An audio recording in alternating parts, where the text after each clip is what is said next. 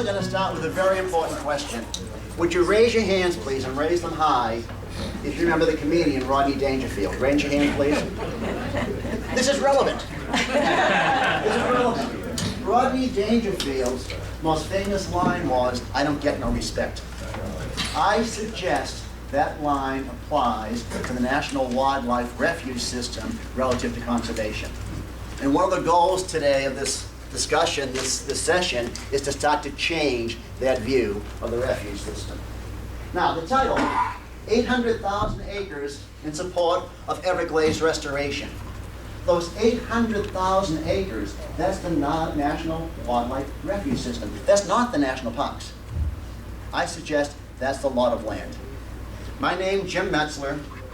I co-chair the Advocacy Committee of the Ding Darling Wildlife Society. I am not going to spend any time talking about the society, because at dinner tonight you'll see a fantastic video about the society. What I do want to do, I want to spend a moment and read you the mission statement of the refuge system. Okay, after I put my pin in. Okay, the mission. The mission of the National Wildlife Refuge System is to administer a national network of lands and waters for the conservation, management, and where appropriate, restoration of the fish, wildlife, and plant resources in their habitats within the United States for the benefit of present and future generations of Americans. That's a way cool mission statement. Way cool. Now, let me get started. I want to spend just a couple of moments talking about the Ding Darling Wildlife Refuge. I strongly suggest you all go there. And in fact, it is impossible to leave the island by car and not go by the refuge. That's not physically possible. If you go, you're likely to see tens, if not hundreds, of birds. The refuge is home to 245 species of birds. The showy ones currently in residence include white pelicans, roseate spoonbills, and wood storks, among others. Definitely stop. And yes, go down Wildlife Drive and see those birds, see the magnificent vistas. But go also to the Education Center. Now I'm going to say something which might sound strange. It's going to sound strange. Visit the restrooms. Just saying. In 2018, Cintas gave the refuge the award for the best restrooms in the United States. Why? They are not restrooms, they are learning laboratories. Education is embedded into the restrooms. A very key mission of the refuge, one they do extremely well. By the way, if you're there, there's a Clyde Butcher exhibit. 15, 18 magnificent photographs. It would be criminal to come here, drive by this sign, which announces where the refuge is. It would be criminal to do that and not stop in to see that exhibit. Now, quickly to our speakers. I'm talking about a 360-degree view of the refuge. What I mean by that is, I brought together some speakers to give very different perspectives on the role of the refuges. Starting off with Tom Hoctor. Tom, well-known academic, well-known researcher. And Tom's going to talk about the value of conservation.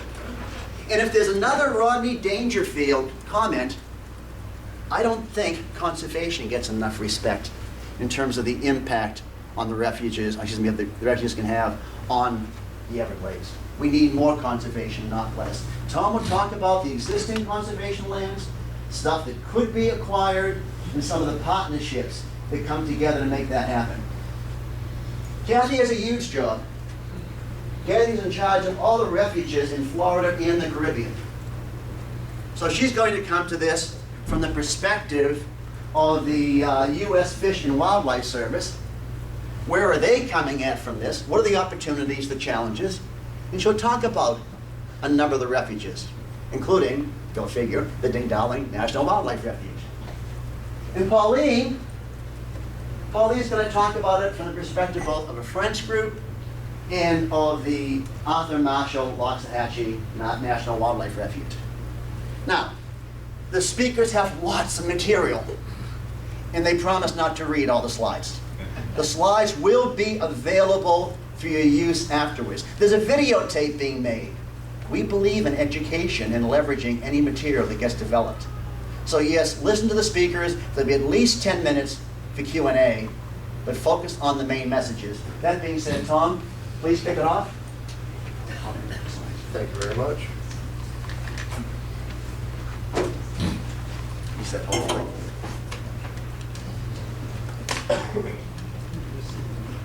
I'm Tom Hoctor. I'm the director of the Center for Landscape Conservation Planning at the University of Florida. I also have a sinus infection, which means my throat is not doing so great. But I think I'm going to be able to make it through these 15 minutes, still project, and hopefully not lose my voice in the process. I have been at the University of Florida for a long time. As a graduate student, got my PhD in the Department of Wildlife Ecology and Conservation with Larry Harris. Some of you may remember Larry Harris. He was one of the academics at the University of Florida pushing the wildlife corridor concept. And that's where I cut my teeth at the University of Florida, working on something called the Florida Ecological Greenways Network, which I'll talk about briefly today. If we're going to be effective, if we're going to accomplish our conservation goals in Florida, it absolutely requires partnerships. Partnerships between the federal government, state government, regional government, local government, conservation groups, and leveraging dollars from all over the place. Most of the work that I do is the science behind making strategic conservation planning decisions. Because we cannot protect every piece of property, it's really important that when we do protect a piece of property that we know it's going to help us accomplish our most important conservation goals. We don't have enough money to protect land, either through fee simple purchases or conservation easements, to waste it on properties that aren't as important.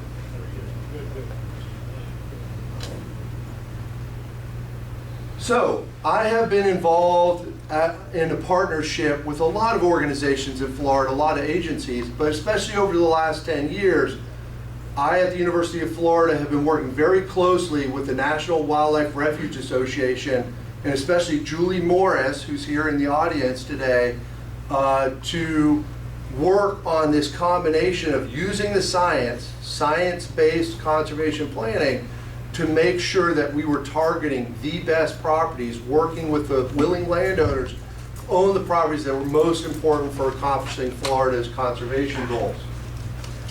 In that process, over the last 20 years, I've worked on a number of projects, and I am not going to spend a lot of time on this because we don't have the time. But this gives you a feel for working with the National Wildlife Refuge Association, but with a lot of other partners too over the years. Two especially important partners for us are also the Florida Natural Areas Inventory, which works very closely with me on a couple of projects to identify conservation priorities across the state, as well as the Florida Fish and Wildlife Conservation Commission, and of course the U.S. Fish and Wildlife Service as well, which we'll talk about a lot today. And one of the things that's true about Florida is we have, I may sound biased, the best conservation science information in the United States. We have been investing in great conservation science, including geographic information systems, since the late 1980s. And in that process, we've developed a number of projects, including the Critical Lands and Waters Identification Project, the Ecological Greenways Network. I and Julie and others work with the Florida Fish and Wildlife Conservation Commission on the Department of Conservation Blueprint. We're currently working on the project with the Air Force, where we're identifying conservation priorities around every single Air Force installation across the state of Florida, including Avon Park Air Force Range, which is critical for the health and protection of the Everglades headwaters. And more specifically, the projects I will touch on briefly today, the National Wildlife Refuge Association projects, include working on Everglades headwaters conservation priorities, examples of focal species analysis, and also the Southwest Florida landscape conservation design that we did with Kevin Godsey, who is the manager of the Florida Panther National Wildlife Refuge, a few years back. So what this map is showing you is it's comparing the northern Everglades watershed, the Kissimmee Lake Okeechobee watershed, So what's running into, specifically the Kissimmee part, not entirely the Fishing Creek part, and how that overlaps with the refuge boundary for the Everglades Headwaters National Wildlife Refuge.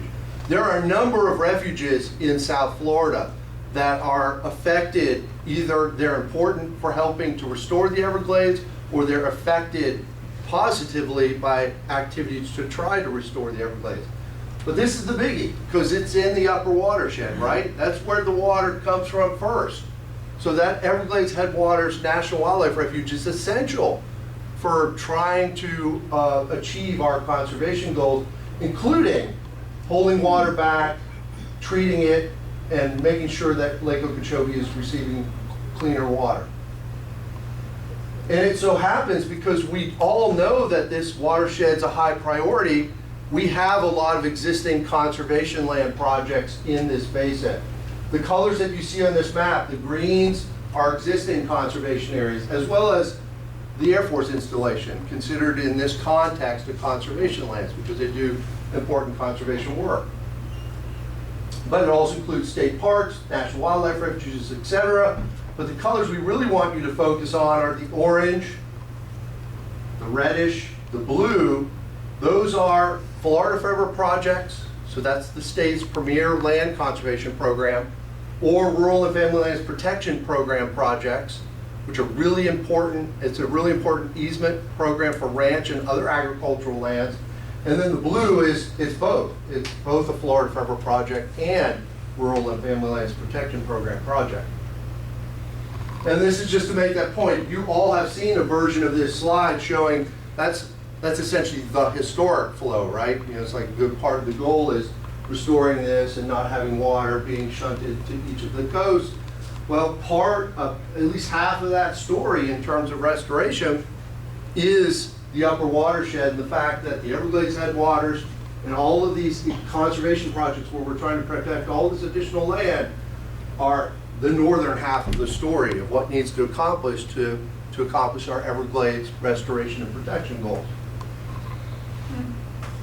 Well, it's great to have great conservation information. We have all this great science, but it doesn't mean jack if we don't have good conservation, land acquisition, protection funding. This is the Florida Forever budget. It's a little out of date. It only goes to 2016. But we were the leader as a state in land protection funding until the recession hit. Folks, there's no longer a recession, but we still have almost zero funding for Florida Forever. This year we have no funding for the Rural and Family Lands Protection Program. It's not a recession issue at this point. Unfortunately, land conservation has become a political issue. This used to be a bipartisan thing in Florida. We all supported land conservation. That appears, and again, this is generalization, that isn't true anymore. And if we're going to accomplish our conservation goals, we need to change this. And I'm going to go through this slide really quickly. I don't think I have time to mention all these partnerships, but because Florida Forever has been essentially defunded, it has become more important than ever to work on these partnerships with federal and state and other entities to bring all the dollars into play that we can to make sure we accomplish our conservation goals. This is a series. These are both state and national programs. The National Resource Conservation Service has been really important for protecting lands in the Everglades Headwaters. Rural and Family Lands Protection Program, I already mentioned that. There's money coming to the Refuge, not enough, but there is federal money for the Everglades Headwaters National Wildlife Refuge. There's the Florida Forever program that we talked about being defunded, essentially defunded. Some money from Florida Fish and Wildlife Conservation Commission. Obviously, the Water Management District is really important. And DOD, again, that's where Avon Park comes back into play. They have this program called Refuge, which protects lands that are important for military readiness for training, but are also ecologically significant. So water restoration. I'm only scratching the surface here, but part of our prioritization work that we do often is trying to identify opportunities to restore wetlands. So on this map, again, you're seeing the Everglades Headwaters boundary, and all of the green are existing conservation lands. The purple are all Again, this is probably a little bit exaggerated because this isn't perfect, the science of identifying former wetlands, but all of those dark purple areas have soils that would suggest that in the past they were wetlands. And they're not wetlands now. So the point is there is a huge opportunity on these private landscapes around the conservation lands in the upper Everglades watershed to restore wetlands, store more water, and clean more water. And that's where one of these programs really comes into play. The NRCS, National Resources Conservation Service, their Wetlands Reserve Easement Program, where they specifically put together easements to protect conservation land, to protect land, to restore wetlands.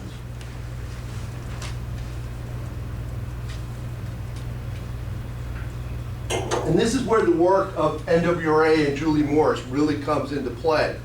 Making these partnerships happen, trying to leverage federal dollars with state dollars to protect land like these NRCS projects.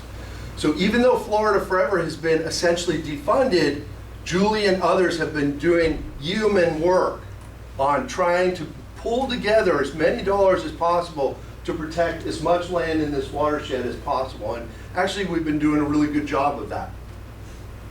Wildlife corridors, large landscapes, and habitat. Well, this is the Florida Ecological Greenways Network. This is my biggie. I've been working on this since 1995. On this map, what you're seeing is the darkest green are existing conservation lands. And then you see colors that go from dark blue to a light green. The dark blue are the highest priorities. They're called critical linkages. The next blue are priority 2, but those essentially, those two together make this subset of a system that could functionally connect everything from Big Cypress National Preserve in the Everglades all the way to Georgia, all the way west to Alabama. This is actually a state mandated program. We have a Greenways program in state law. Protecting this is in state law. Now, it has no regulatory power. It probably shouldn't, right? You can't, this isn't used for regulation, but it is used as a tool to help identify the areas that need to be protected to close gaps in these most important corridors. And this is work that we're continuing to try to update. Right now, this is the 2016 update where we did a reprioritization. Right now, I'm trying to work with partners to do a new base boundary update because it's due. Every 5 years, we're supposed to be updating the boundary of this data set, and we haven't got the funding to do that yet. But this brings this home to this message of what's going on in that private landscape, in the Everglades watershed, but also even further west into the Peace River, Myakka watershed, the Loxahatchee watershed. What you're seeing now is dark green are existing conservation lands, but now I've taken the Greenways network, which is 5 different colors here, and turned it into 2 colors here, where you're seeing a light green and a very bright or neon green. This neon green here, the dark green are existing conservation areas. All of that neon green, those are parts of the Ecological Greenways network that are in ranches. So it shouldn't be hard for you to see that in the entire southern half of the peninsula, you cannot protect these large connected landscapes essential for our wildlife and our water without protecting ranches. Ranches are essential for accomplishing our conservation goals. And that's a priority both for the National Wildlife Refuge Association, but also another partner organization that we work very closely with called the Florida Conservation Group, which is rancher-led and have done a lot of work trying to get money for the conservation programs of Florida, Florida Forever, and also the Rural and Family Lands Protection Program.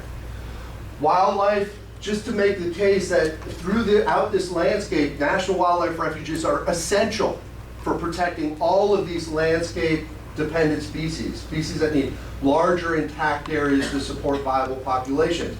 Almost all of these species, with a few exceptions, are very well adapted to the ranchland landscape. Remember, a lot of that ranchland landscape used to be dry prairie. It was a naturally open ecosystem that ranchland does a very good job of mimicking or maintaining, where there are species like Crescent caracara, Florida burringowl, sandhill crane, that are very well adapted to the ranchland landscape. But all of these species, a lot of these are federally listed, some state, some other focal species, really dependent on the Everglades Headwaters National Wildlife Refuge trying to finish the acquisitions to complete the refuge, as well as other related projects in this landscape.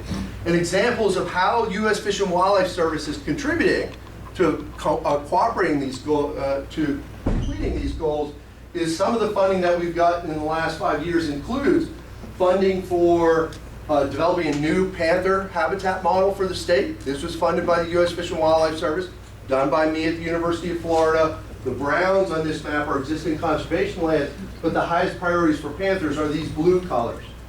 And it is a good blueprint for starting to think about what lands you need to protect in the Everglades headwaters, not just for water now, but also for panthers. Another example, a lot of times gopher tortoise maps for the state of Florida are really focused on things like scrub and sandhill, and de-emphasize the importance of flatwoods in South Florida for gopher tortoises. So another U.S. Fish and Wildlife Service funded project was to develop, another project the University of Florida did, to develop a better gopher tortoise map data set to show habitat on the flatwood landscapes of South Central and Southwest Florida. So now we have this data to augment older models that do a better job of representing gopher tortoise priorities in the Everglades headwaters and other parts of South Central and Southwest Florida.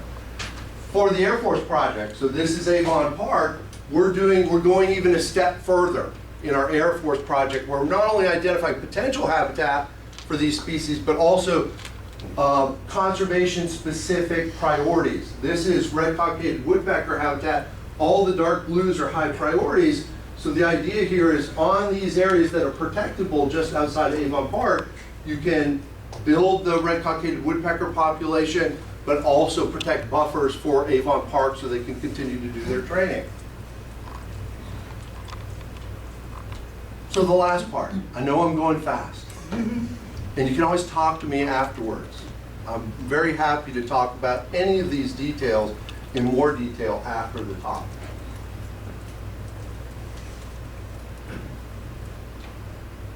So the last piece today is to talk about the Southwest Florida landscape conservation design. Landscape conservation design is a relatively new concept for the U.S. Fish and Wildlife Service to help them with refuge planning.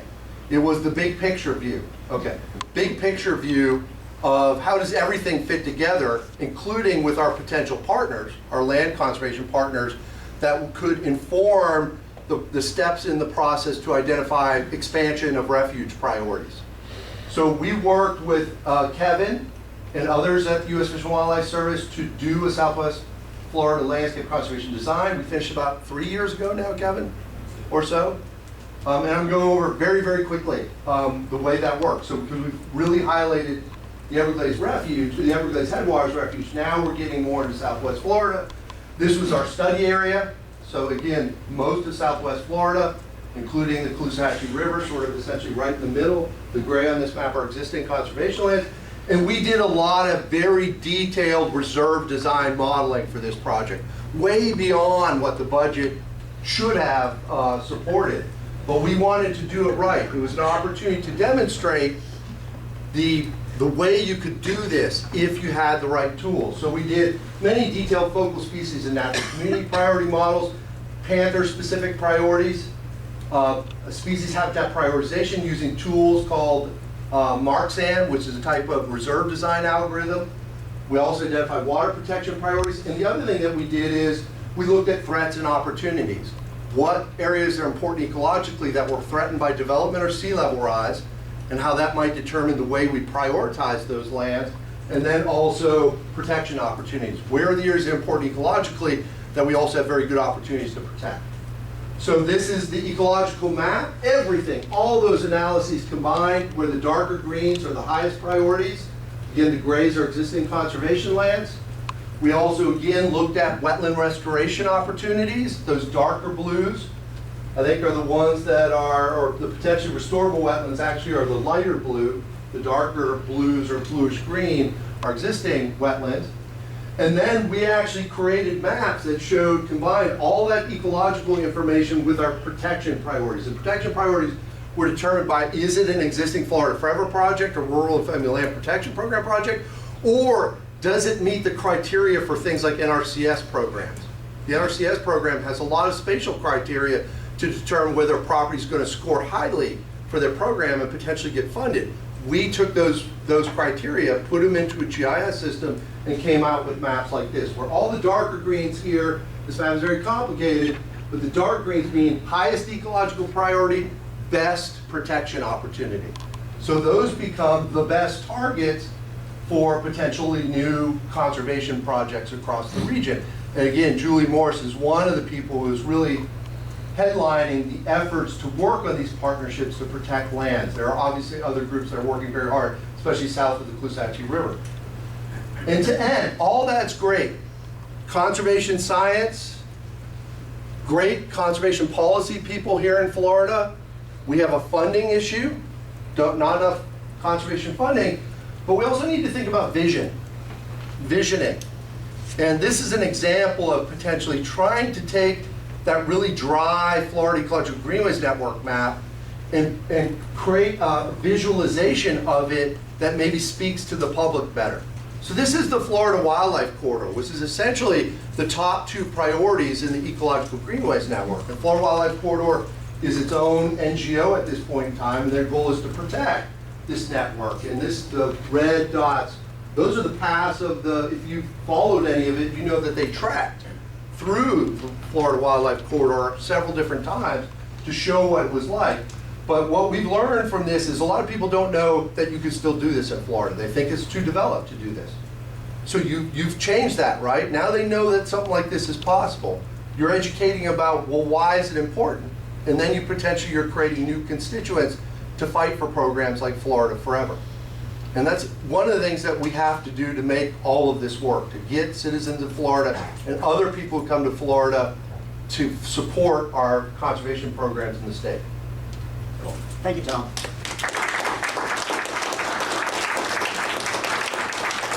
We'll do Q&A at the end, and all three speakers have volunteered to stay around at the end to answer additional questions. While Kathy introduces herself, I'm going to bring up her slides. Sure, we got it. So, thanks for being here. It's great to have this opportunity to talk about National Wildlife Refuges in Florida. I've worked for the National Wildlife Refuge System for 28 years, and so it's sort of like we make jokes about our blood bleeds blue for the blue goose, and so I'd like to share my passion and my love for the refuge system with you today and explain where we are and what we do and why it's important for Everglades restoration and how it's impacted by Everglades restoration. Excuse my notes, but trust me, I can talk a lot, and if I don't stay really super focused with my notes, you will be drifting on a lot of different topics. But first, I would like to say thank you. A thank you to the refuge managers and staff who helped me put together this presentation. When you have 17 refuges in South Florida that are impacted by Everglades, you need a lot of information, and they are the brains of the operation. And I'm just here to share it with you, but thank you to the refuge managers and staff who put this together. And also Lori Miller, who recently joined the refuge system with us, and she helped consolidate it to bring this today. So let's talk about refuges. Why are they special? We are the only federal agency dedicated to the mission of wildlife first, right? Preserve, protect, and enhance natural resources for future generations of Americans. That's what we do. But all refuges are closed to people before they're open, right? So we have to make a conscious decision. Can we allow compatible recreation along with protecting our initial mission and purpose for each refuge? And every refuge is unique. It's fun. It's like I have 3 boys. One would think they might be similar. What a joke, right? Every single one of them are different, and sometimes I think I have them figured out and they throw me a curveball. And so, but that's how refuges are. They're all unique, they're all special, and they all have a little bit of difference to them. But one thing is certain, they're all there to help protect the natural resources, and any recreation you see occurring on them is compatible with that mission. We take great pride in that, and we spend a lot of time working on that. And I think I just wanted to share that with you. I've had a few questions this week, and it was interesting that people asked about this, so I thought it might be good to open up with that. We are a network of lands all across the United States. I mean, every state has a refuge. And what I love most about being a refuge manager for the 25 years that I was a refuge manager, is that they all fit into a community. There is no refuge without a community. And refuges gain their personality from the community for which they reside. And I think you'll see that through the presentation, how there is some uniqueness and all. And so I'm not going to read every slide. And a lot of times we're scientists, right? So we're precise. I round it, so don't tell on me. So if you see a number and you're like, oh my gosh, I thought it was 262, not 260. Y'all know where I came from, and I'm just trying to move that along. And you can reference these slides in the future, like Jim was saying, for educational and other purposes. So, but I just wanted to start off with that. All right, so we spent some time this week talking about Everglades Headwaters National Wildlife Refuge Conservation Area. Really unique. I want to say this.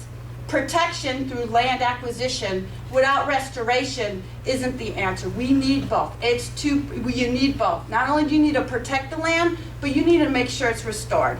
That's one of the missions and efforts made on that refuge. And through the help of the National Wildlife Refuge Associations, particularly Julie Moores and Tom, with his which parcel do you buy first, helping us sort that out. It's very much sound science, which is really special to us because we don't get a ton of funding and we want to use it the right way, right? We want on the highest priority parcels to be purchased.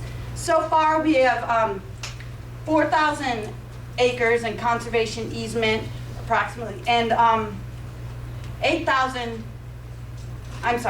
we have 8,000, we spent $8 million for 3,800 in fee title, and for less than fee, which we consider, that's our easement program, about $12 million for 5,128 acres. Not bad. I mean, that's a pretty good for a relatively new easement program.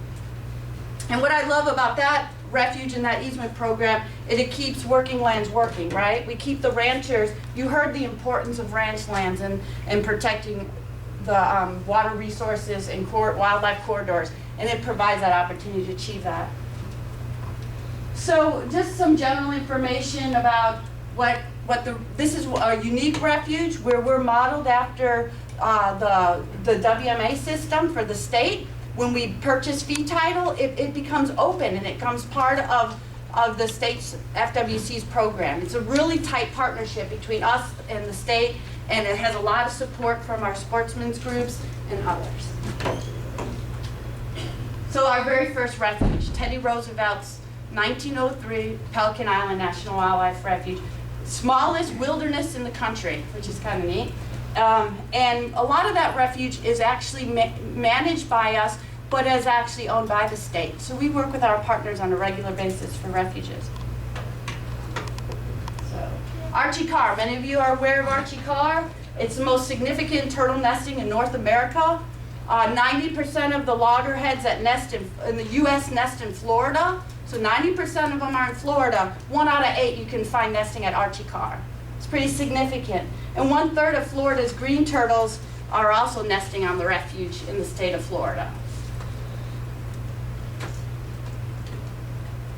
So Lake Wales Ridge, Little Refuge. This is interesting. It's close to the public.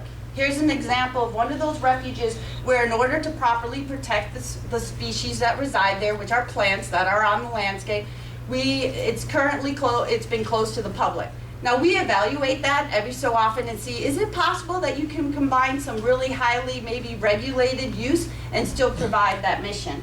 But the Everglades Headwaters Complex, which included all those refuges I just went by, they have about 337,000 visitors a year. So although that refuge is closed, there's a lot of opportunity for people to come visit that neck of the woods in the refuge.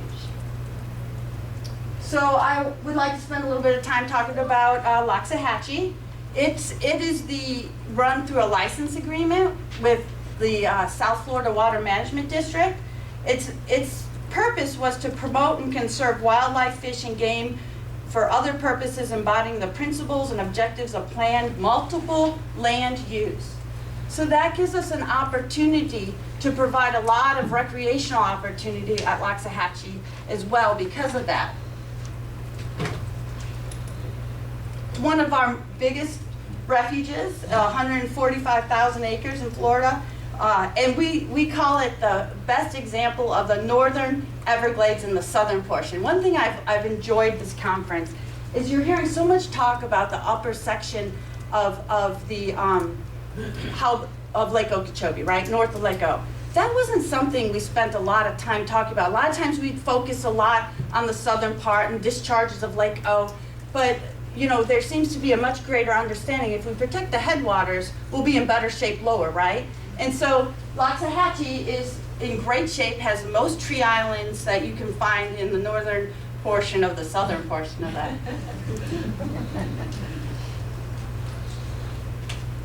So one thing I wanted to point out about Loxahatchee is a couple things. One is the volunteer hours. Over 14,000 volunteer hours per year. That equates to, 7 FTEs at a GS7 level. So we could not be functioning like we do at many of these refuges without the support of our volunteer program. And this is an example of how significant that is to us. 7 FTEs, full-time FTEs. Total economic impact, which is something else I want to talk about. When you have a refuge in your community, in your neighborhood, it helps the community. We're here, it's very enhancing. Total visitor expenditures for an economic impact study we recently conducted was 17 million. Of that, non-residents accounted for nearly 13 million.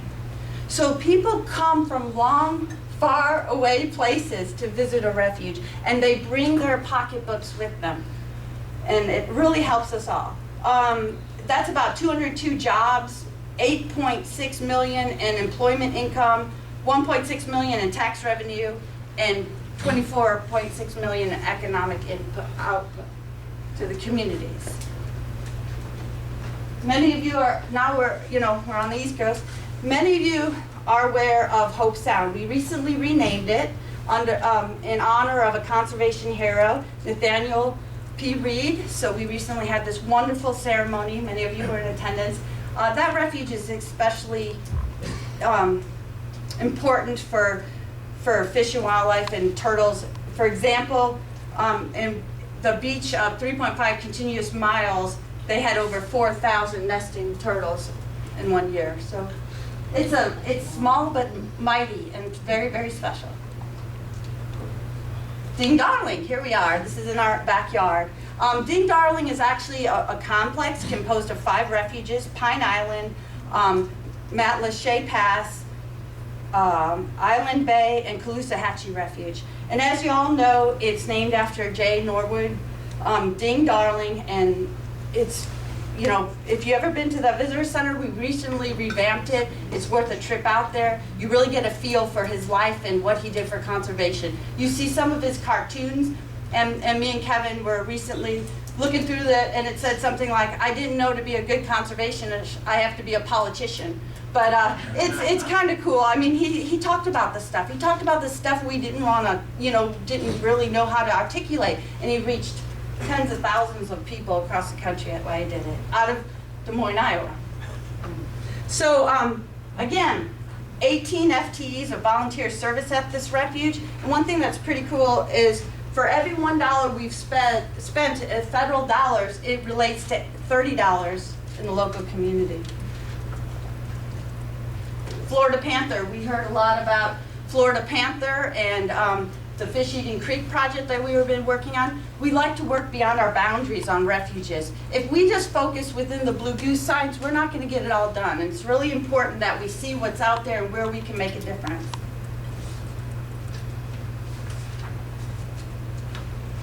$10,000 Islands, it's managed out of Florida Panthers. This is a really unique refuge. It was established by Florida-Arizona Land Exchange Act. So there was some land in Arizona that people wanted to exchange, and that resulted in us acquiring this refuge.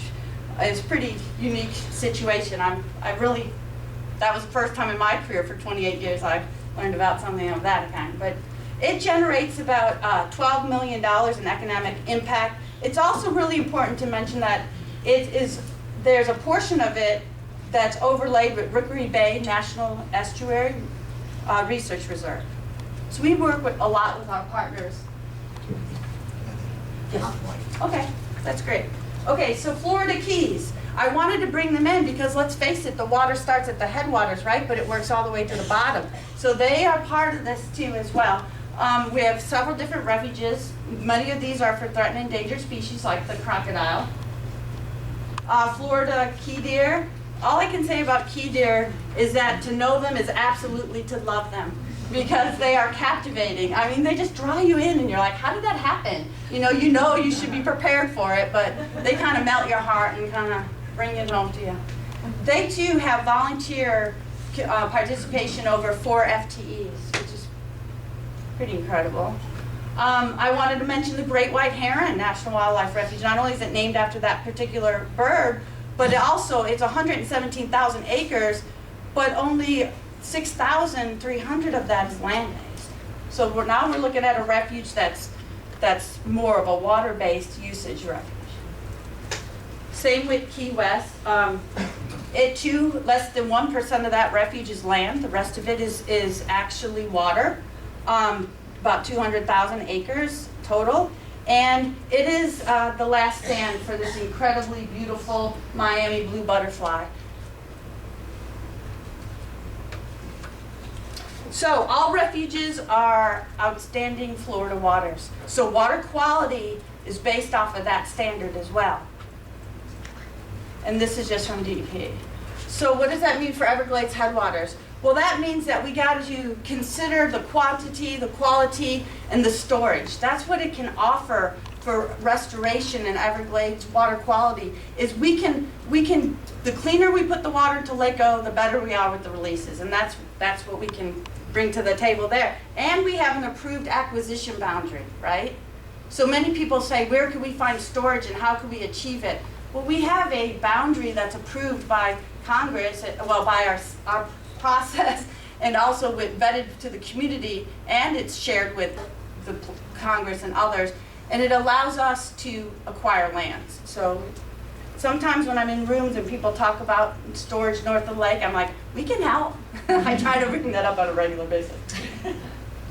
So, and like Lefty Durando's presentation said, you know, if we do it up here, if we take care of the water up here, it's much more cheaper than when we deal with it down below, right? In the billions-dollar projects. All right, so what about Nathaniel Reed Refuge? So that's the situation with the estuaries, right? It's a great opportunity to talk about that mixing, and we all know about the C43 Reservoir that helps those flows out of St. Lucie. That gives us an opportunity to improve the water quality there if we focus on those types of projects. Loxahatchee is kind of unique. It's unique because it's part of a lawsuit that many of us are aware happened. And why is there a lawsuit? Well, because if we allow phosphorus and nitrogen levels to get up, we've learned that what that causes is expansion of cattail and the loss of habitat diversity and the species for which reside there. So that resulted in folks filing a lawsuit. The Fed sued the state, which makes it really difficult to be partnering, right? That's not the way, ideally the way to work with our partners, but it worked because what it did is it brought attention to the problem, right? And that's what we've been working on since then, is trying to figure out how do we meet the goals and objectives of that. So the one thing the consent decree has helped us establish phosphorus limits. It set up a TOC, which is a technical oversight committee with multiple partners. So here's our opportunity to all talk about it. And also assign some federal principles to address the issues. In 2006, there's another lawsuit by the Miccosukee tribe. And that set the 10 parts per billion limit, which helped us go where we're at today. So what do we do about this? Well, the state solution is restoration strategies. And you can see there's Loxahatchee. You can see that's where the STAs come into play. When these flows come in, this is our opportunity to clean the water before it gets in there and make it better and important. Recently, we did an exchange of the Struzula parcel, which we acquired some additional lands for the refuge by exchanging for this so that we could complete this One West expansion phase 2. So, Ding Darling, we all know about the Loxahatchee, right? And there's been a lot of talk about the C43 Reservoir and what we could do. And it's great to hear that they added an STA in addition to the reservoir so we could really do a good job. That makes a difference. The cleaner we can get it, the better. Florida Panther, we got some hydrological issues at that refuge that we could really benefit from. 1/3 of the sources of water supply for Picayune Strand project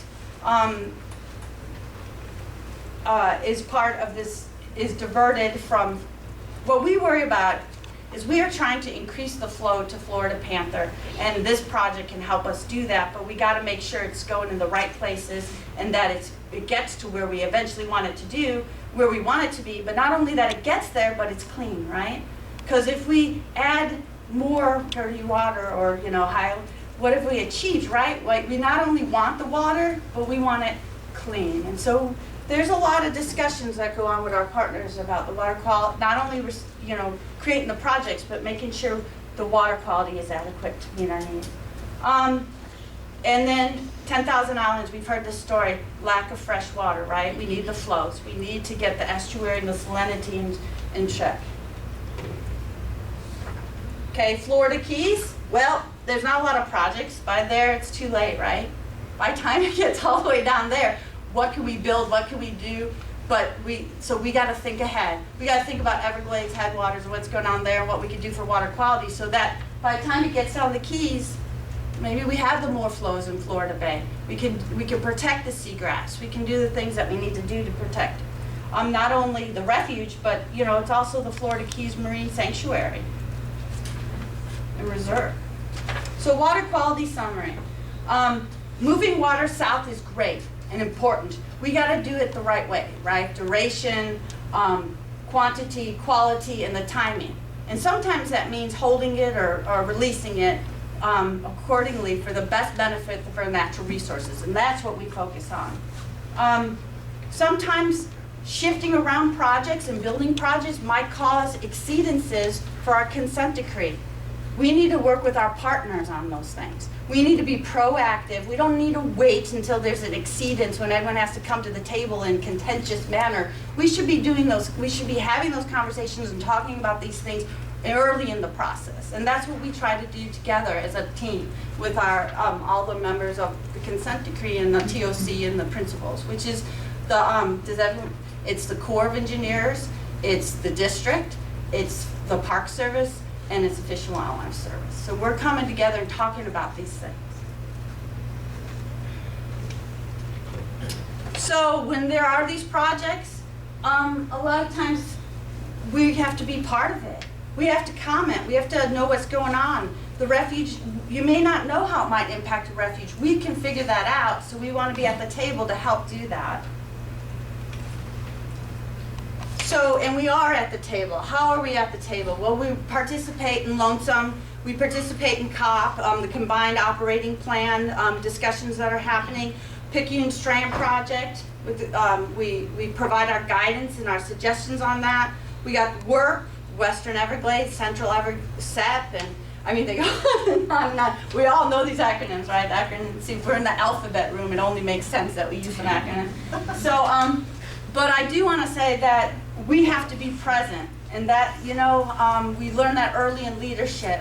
What makes a good leader? Well, first thing you have to do is be present, right? You have to be at the table, you have to be working with others, and these give us opportunities to do that. We also do a lot of internal monitoring at our refuges to see if the projects we've created are giving the benefit we hope to see.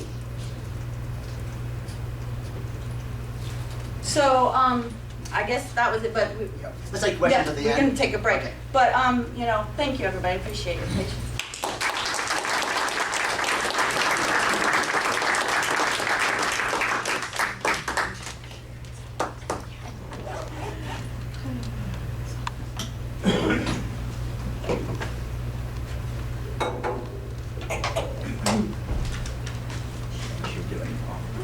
Yes. Good morning, everybody. Thanks for coming to this breakout. I'm going to bring up a completely different part of this. Some of my facts or whatever might overlap with Kathy's a little bit, so pardon me if I'm repeating any of that. But, pardon me? Speak up. Oh, okay. My name is Pauline Stacey. I've been with the Friends of Loxahatchee National Wildlife Refuge for 10 years. I've been involved with Everglades Coalition for 11 years. So as you can imagine, after 11 years of presentations, I was concerned when they asked me to do this because I was like, oh, I'm going to do a presentation with lots of facts and statistics and so forth. So I tried to keep my presentation. I'm hoping that you'll focus more on the slides and the pictures than so much the content and just kind of listen to me babble a little bit. And as Jim said, if you have any questions later, these slides will go out. It's hard to be a part of a refuge that and not be able to brag about it, so I'm going to pass up the golden opportunity. But there is one significant part of this refuge that I did want to bring up, and that is the acreage. And so much of it protects the most northern part of the Everglades. And that 6 million people live within 100 miles of it. So that's why this refuge is pretty important. And the 4 things I'm going to focus on, I know Kathy, like I said, did a little bit, so I'll try not to double up, but is going to be the education that Friends groups do, providing recreational opportunities, and how we stimulate the local economies, and how we organize with other grassroots groups. Again, another mission statement, but can't start with anything without that, right? So the mission of Friends is to promote a better understanding of the appreciation of the natural history and environment of the refuges, and the entire Everglades system. Members and volunteers, as Kathy talked about, to the Friends promote environmental education and public outreach. This is going to be Loxahatchee specific because that's the one I know, but I want you all to keep in mind that this is kind of just a model or an example of what all Friends groups do. And again, because there's going to be so much information, what I'm hoping the one takeaway you'll have, I'm not going to test you on any of this, is going to be that when you walk out the door, your takeaway is going to be, wow, Friends groups really do a lot. They're invaluable to national wildlife refuges. Okay, so let's talk about education a little bit. So with Friends, that's our focus. We do tons and tons of stuff. I could be here for hours. It's incredible. But basically, we have our visitor center. Oops, sorry, wrong button. We have our visitor center. That's open 7 days a week, and like Kathy mentioned, we have over 400,000 visitors per year, and these are all the things that they learn about at the refuge. The inside is really cool. Parts of it to me is like being at a Disney exhibit, so if you're ever out there, go inside the visitor center, don't skip that part. We have the Speakers Bureau. They go out to several organizations, area clubs, churches, all that kind of stuff. And the volunteers talk about all the different programs and things that we do and the value of the refuge. We have our annual newsletter that goes out biannual, I'm sorry, goes out twice a year. We have an extensive weekly email newsletter that goes out, and it discusses all the different opportunities that we have, from bilingual nature walks, swamp strolls, photography tours. I mean, it just goes on and on. Our moonlight guided tours, those are always awesome.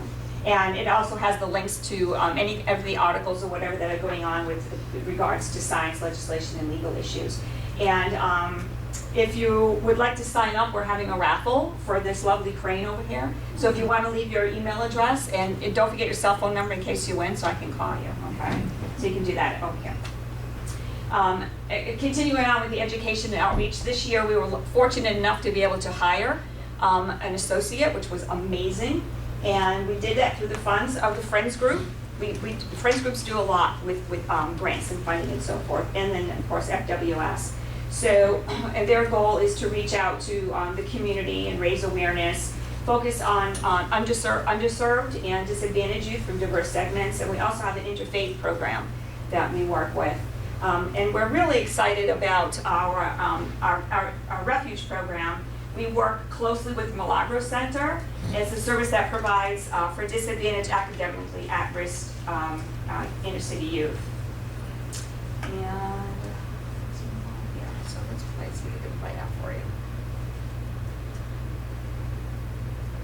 this year we're really excited to kick off our Ignite a Future Scholarship Drive. The Scholarship Drive funds will fund teachers, will fund supplies, will fund academics, and will also fund the important enrichment activities, the field trips that mean so much to our kids, and get them out of the Delray Beach community to see that there is life outside of Delray Beach and the possibilities that that holds. And they see that our philosophy is, as long as you work hard, we'll help you, and you could be anything that you want to be. And Okay, and so moving back to some of the, I told you there's just lists and lists of these, a lot of the groups we work with, so a lot of boys and girls clubs, the interfaith groups we talked about. We also work with foster children. We just had them out doing a fishing thing. I think we had, I don't know how many children were out there, 700 that had come out to do the fishing thing. And then another thing that we've done recently is we went to the Marjorie Stoneman Douglas High School and helped them build the Marjorie Garden. We also work with a lot of several Title I schools. And one of my favorite parts is that we work with these different developers. As we are all painfully aware, development just keeps happening. And it does happen a lot around the exterior of the refuge. And so we have, just this past year, we've reached 1,500 new residents. So we go out and talk to them and kind of interact with them and kind of give them an education of what's going on with South Florida specific issues with our water quality and so forth. Because a lot of people that move to Florida are not from Florida. And even the ones that live in Florida don't understand where they are, like the value of the land or of where they live.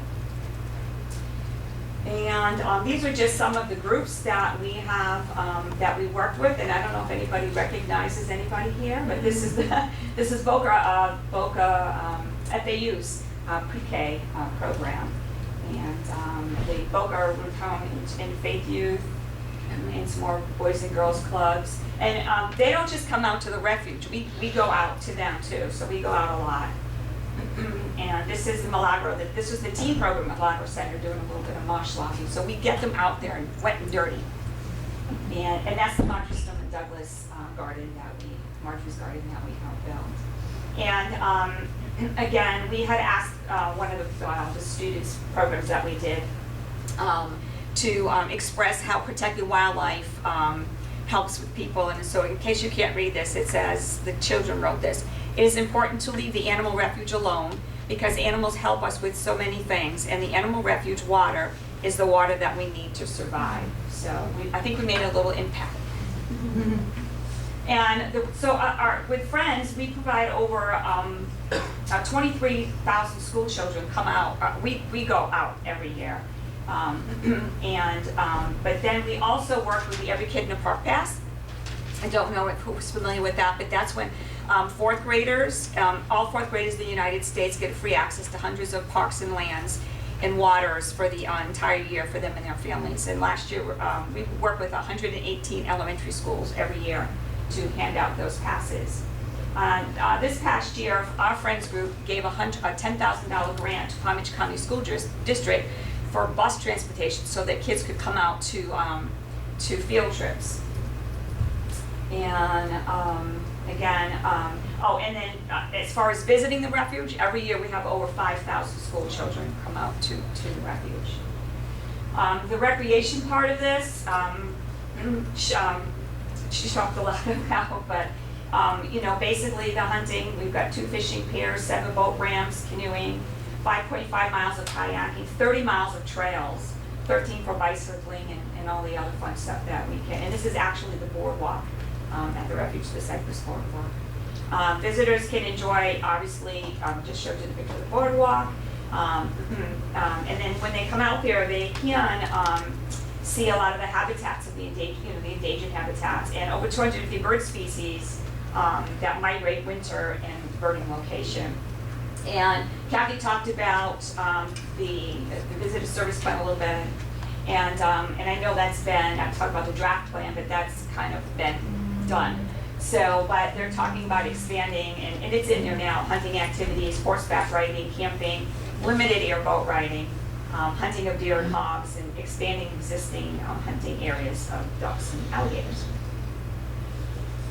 And this is just a quote from one of our board members he was in the Sun Sentinel, and he says, from an academic perspective, recreational use of Loxahatchee National Wildlife Refuge is a significant economic engine for both county and state economies. And Kathy talked a little bit about that.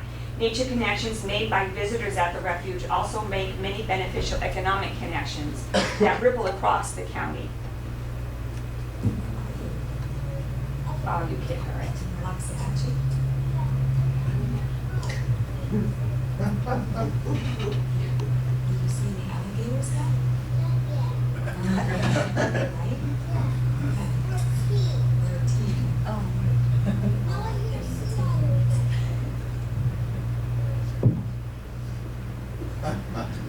Economic impacts, these stats are from USDOI, but that's for all wildlife refuges, okay? I will talk about our refuge specifically. We have been recently, they have done a survey of use of fish and wildlife to that. So this is the July 2019 report. And again, like I said, this is some replications, but our refuge attracts quite a few visitors. So, and she mentioned this also, 7% of the visitors come from over 50 miles away. Refuge contributes $24,000, and she brought this up to 2017. Look at the number for employment income, which is almost a third. 1.6 million in total tax revenue. We support over 200 jobs in one county, so that's huge. We are have the second most visitors, the second highest number of jobs supported, and the second most amount of money contributed to local economy. And you're probably going, well, who's the first? Anybody have an idea? Okefenokee. But they include the northern part of Florida and then some of the some Georgia. So. And second in Florida. Yeah. First and second in Florida. Yeah. Yeah.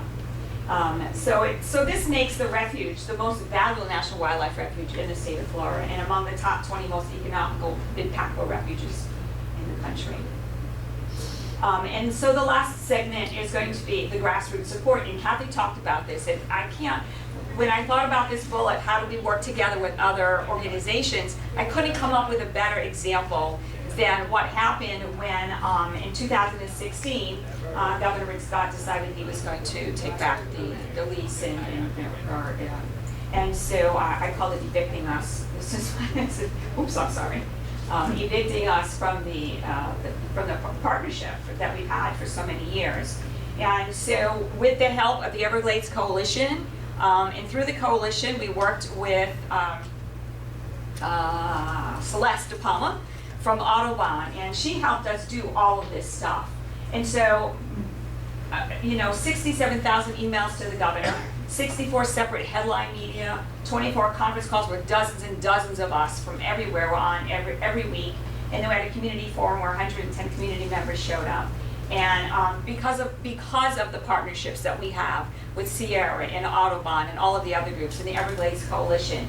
And so then almost 2 years later, the governing board approved a resolution to enter into the new agreement, which is what we are in now.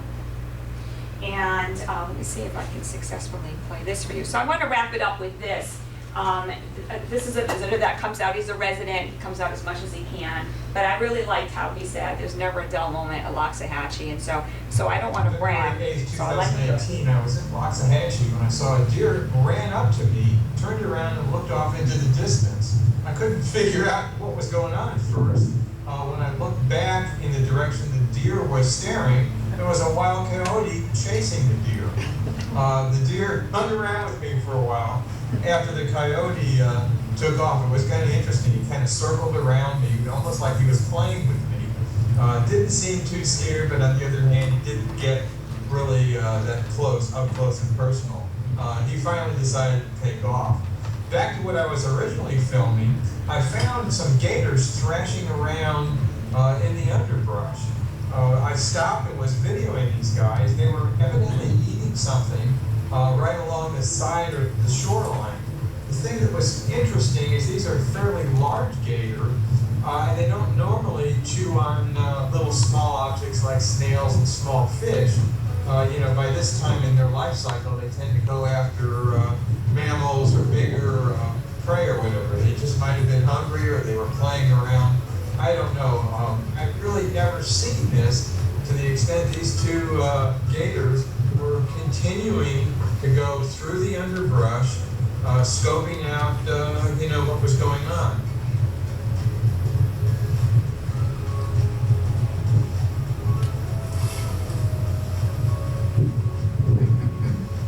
He still wants to know what they were doing, so if anybody knows, let me know. Oh, so there's no answer? No, he's asking. He still doesn't have a scientist to tell us what was in there. Loxahatchee, I always find something new. Bye-bye. So thanks for listening, and again, any questions?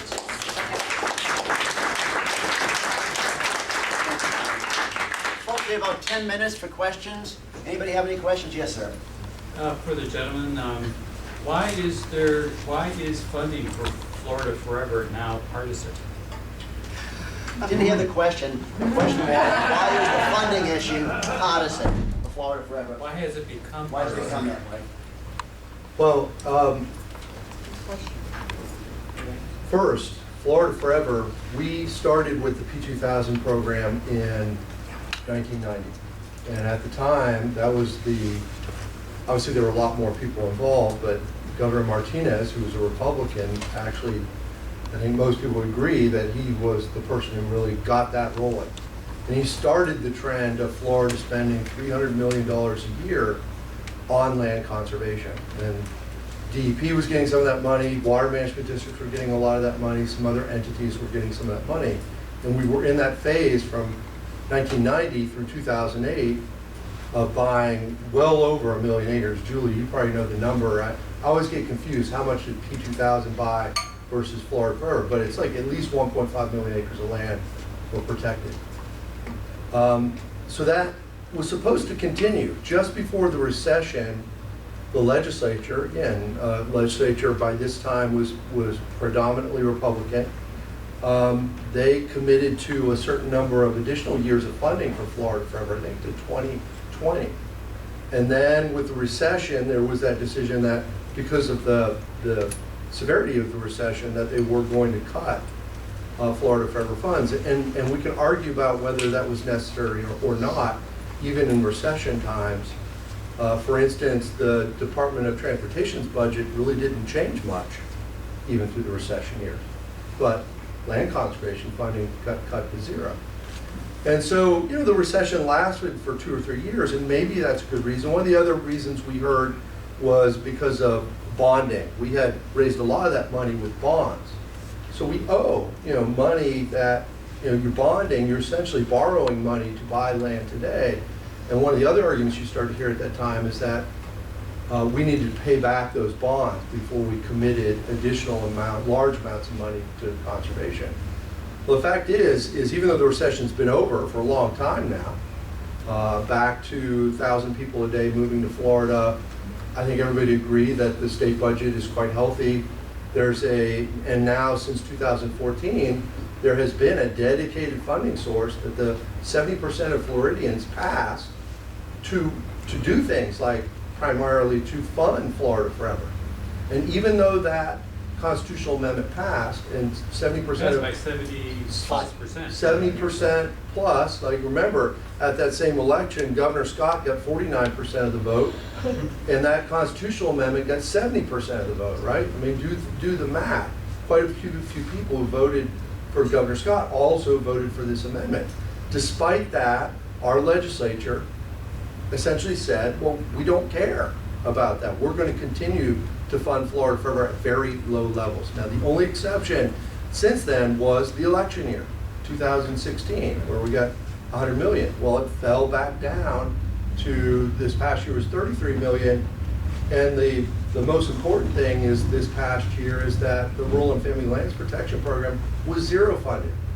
And it's not hard to dig to understand the fact that that was probably also a political decision based on the individual who ended up winning the election to be the secretary of the department or the commissioner of the Department of Agriculture and Consumer Services. And it's really essential, especially that Rural and Family Lands Protection Program, those match dollars. A lot of the federal programs for land acquisition require match dollars from a local source. And because we are not sufficiently funding those programs, we're potentially losing money from Department of Defense and from NRCS and other federal programs because our legislators will not put enough money into our conservation programs.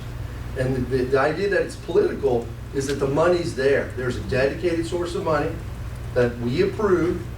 That dedicated source of money raises at least $800 million a year. There is $300 million a year for Florida Forever and $100 million a year for potentially for rural and family protection program, but our legislature is deciding not to do it. Why? Ask them. Well, they're not here to ask, that's the problem. They- Vote them out. One of the arguments you hear is we already own too many, we have enough conservation lands in the state. And the science makes it very clear that that's not true. There's, the science I went over very quickly. It's very easy to make the argument that we have not protected enough land. And it's a complicated issue. I think one of the reasons you see is people vote, they talk about the issues they vote for. When we ask them to vote specifically for an environmental thing, they say overwhelmingly yes. But when we say what are the most important things to you, it's usually jobs and some other things, education, and environment tends to be down to 6 or 7 or 8 or worse. I don't believe that. Here in Lee County, the residents voted with an 84% plurality to vote for Conservation 2020 program. Absolutely. When asked. That's their county's land conservation program. When we're asked to vote specifically on a conservation amendment like that, we overwhelmingly approve, but it doesn't match who we vote for to represent us That's in correct. the legislature. That's the disconnect. Our local legislator is talking at length. No, sorry, Sam. The person with the nice Red Sox jacket For the on. same gentleman, what do you think of the toll road that's going from the Immokalee all the way up? Is that going to affect the Panthers? Yes, it could. I think there are ways, I think there's been some discussion, you've heard something about maybe if there's 3 toll roads that are being approved, and one is the one that you're talking about, that would go essentially from I-4 near Lakeland all the way down to Naples. That obviously would go right through the heart of both existing Panther breeding range as well as the area north of the Coosatchee River. Most of you probably heard that there was a 3rd female that's now documented north of the river. We've always talked about, the people doing the Panther science, that the future of the Panther has to include a breeding population north of the river. So yes, that road would go right through the heart of both current breeding range and future breeding range. Would just building that road cause that habitat no longer to be viable for panthers? Probably not, but you're more worried about the development it's potentially going to facilitate, right? You build the road, you facilitate a lot of new development in places that wouldn't otherwise occur. So the road combined with that development could be a big problem for panthers and a lot of other species. Sarah, then you. Sarah, What is it that, speak up. what is it that folks can do to best advocate for the funding for Florida Forever, to preserve our refuges and protect them? What is your recommendation for folks to do? I'll talk about advocacy all day long. So let me just give you an example of what Everglades Coalition does. Once a year, we all get on a bus, and you're all invited. Any questions about that, let me know. But we get on a bus, transportation's free. We go to Tallahassee. We're broken up in groups. I recommend anybody that's interested in advocacy that has not done this before to come, because you can witness what it's like. You get a little taste of what it's like, because I know I sit with our people and we're like, oh, advocate, go talk to your legislators. What does that really mean? They don't know. They don't know where to go, who to go see, when to go see them, what to say. So we draw talking points, so we all stay on point. So that's something you probably could work with them with, right? What are the talking points we could come up with? And then we break up in teams. So we go on this particular trip. There's training the night before to kind of explain to everybody it hasn't been. Yeah, well, there's a lot to it. That's what I'm saying. If you have any questions, let me know.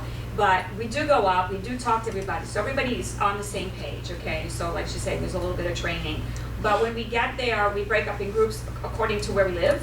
We go in as a group and we talk to our legislators. So I've had people come with me that were new, and I said, look, you can sit against the wall and watch and listen just to understand and get the experience. I brought Michael, who was a scholarship recipient here for 2 years in a row. He's won a scholarship to go to Tallahassee. So we have high school students and college students that come to get an exposure. You do it one time. You'll never think to yourself, I'm afraid to go talk to my legislator, because you realize really quick they're just people that put their shoes on and their pants on the same way in the morning. And you talk to them about what's important to you, because we legislate all day long, right, about the facts and the science and the money and blah, blah, blah. But if you go sit and say, hey, I fish, I hunt, I like this place, that's gonna hammer home more than you can ever fathom. So if it comes to advocacy, if anybody here has any questions, feel free to talk to me.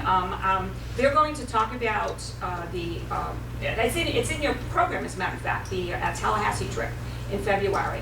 But I will help you if you have any questions or any of that. But that's the number one way, I think. We do it once a year.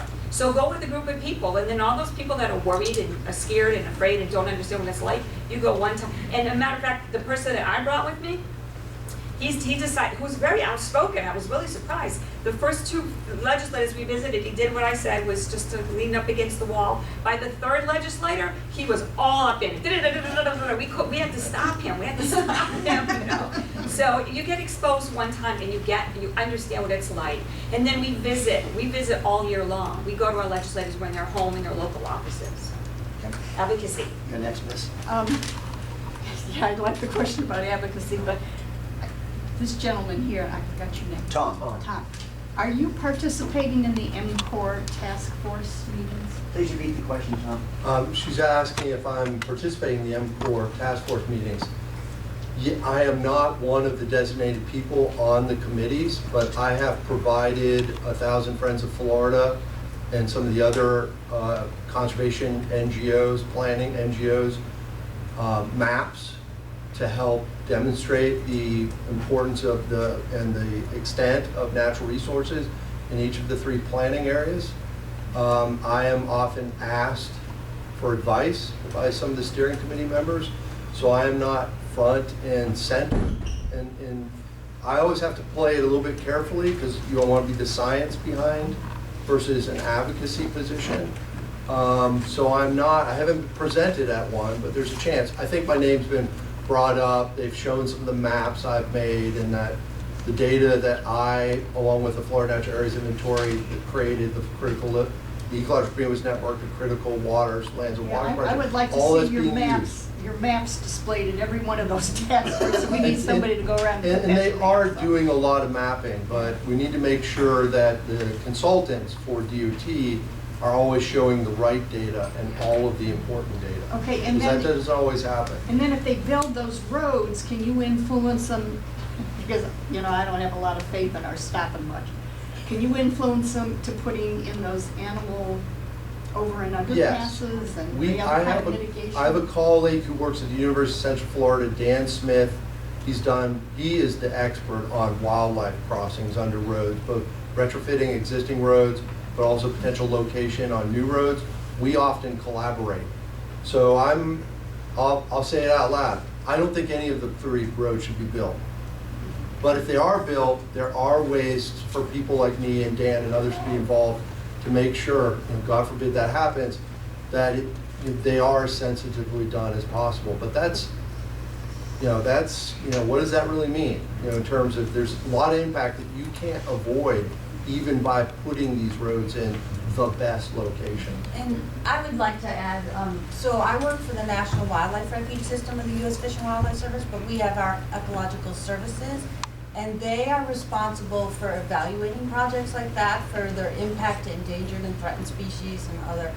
And so Larry Williams, who works out of Vero Beach, his staff will receive those proposals and they comment, and they can provide input on whether the impacts and what they think that might mean for the species for different projects. I don't know if I should say this, but I'm going to anyway. I really appreciate Fish and Wildlife's input, and I know the scientists there, just like this gentleman, have the facts and know what's really best and everything, but then when it comes down, they get those permits.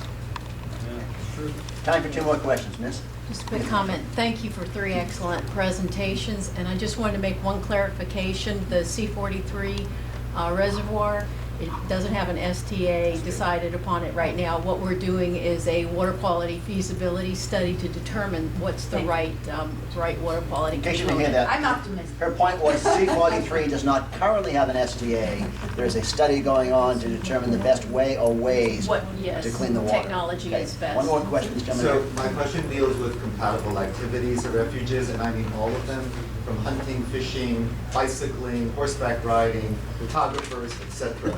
So with estimates that 60% of all species have become extinct in the past 50 years, and the estimates that we've seen a 30% decline in total bird populations in North America in the past 40 years, with this movement towards expanded use of refuges, of activities, are we possibly compromising the refuge's ability to protect wildlife? So that's a great question, because, you know, we need to take, that's our mission, right? That we take that extremely seriously. One thing that I do appreciate is it's not like a one and done for the refuge system. When we make a decision, we're supposed to monitor and make sure what we expect to see actually does happen. And if we find out through the course of like information from data sets or other empirically or quantitatively, we find out that, we might have made a bad decision here, or what we thought was gonna happen doesn't happen, we have the authority and the possibility to refrain or restrict a use, or contain it, or even eliminate it. So we believe in adaptive resource management, and that's really important, like you said. So sometimes we don't always, we think we know what might happen, but Mother Nature's really good at throwing us, things we didn't expect. So thank you, but I definitely hear you, because we always need to double check and go back to, our original reason and purpose. Folks, I hate to draw this to a close, but we're bumping up into the lunch speakers. Please join with me in giving strong support and thanks to our